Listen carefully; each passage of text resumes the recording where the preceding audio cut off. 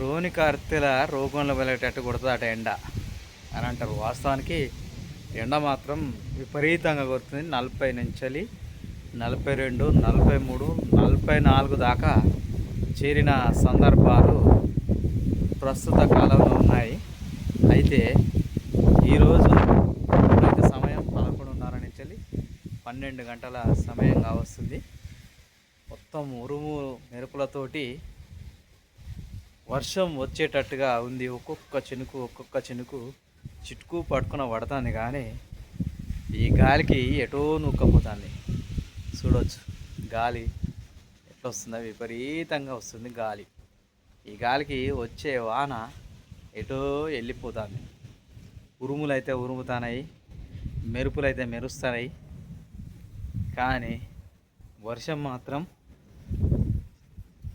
పడతలేదు. ఒక్కొక్క చినుకు చిటుకు పట్టుకు అనుకుంటా పడతా ఉన్నాయి. చూడవచ్చు గాలి మాత్రం విపరీతంగా వీస్తుంది. కానీ ఇంట్లోకి పోతే మాత్రం ఉబ్బరం మాత్రం మామూలుగా లేదు. అసలు ఒక క్షణం కూడా ఇంటి లోపల ఉండే పరిస్థితి అయితే ఇప్పుడున్న ఈ పరిస్థితులలో లేదు.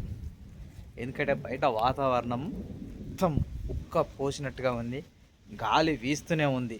కానీ ఇంట్లో మాత్రం వాతావరణం భిన్నంగా ఉంది. మామూలుగా ఉడుకుతలేదు. ఫ్యాన్లు వేసినా, కూలర్ వేసినా, ఏది చేసినా కూడా ఆ ఉక్కపోత మామూలుగా లేదు. బయట స్లాబ్ పైకి వచ్చిన ఈ వాతావరణాన్ని అనుభూతి చెందాలని, ఆస్వాదించాలని పైకి వచ్చిన ఉరుముతూ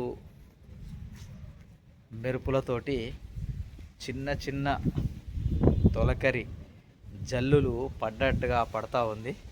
చూడవచ్చు వాతావరణం మొత్తానికైతే ప్రశాంతంగా, హాయిగా, ఆనందంగా, నా మనసుకు ఒక విధమైన ఆనందాన్ని కలుగజేస్తూ ఉంది. ఇట్లాంటి వాతావరణం అంటే నాకు ఎనలేని ఇష్టం. ఇది హైదరాబాదు మహానగరంలోని దృశ్యాలు మీరు చూస్తూ ఉన్నారు.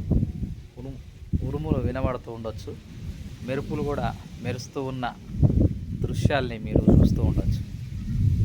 ఇక్కడ ఈ స్లాబ్ పైన ఒక మంచం వేసుకొని పైన ఏం లేకుండా చినుకులు మీద పడకుండా ఉంటే, ఇక్కడి నుంచి చిన్న జల్లులు పడుతూ ఉంటే, అది మన మీద చిటుకు పట్టుకొని పడతా ఉంటే కంటి నిండా నిద్రపోవచ్చు. ఆ ఆనంద క్షణాల్ని, ఆ అపురూప దృశ్యాల్ని మనకు వర్ణించడానికి లేనే లేదు. చూడవచ్చు ఇప్పుడైతే మొత్తం ఉరుములు ఉరుముతూ ఉన్నాయి. కానీ వర్షం మాత్రం రావడం లేదు. గాలి మాత్రం విపరీతంగా వీస్తూ ఉంది. చూడవచ్చు.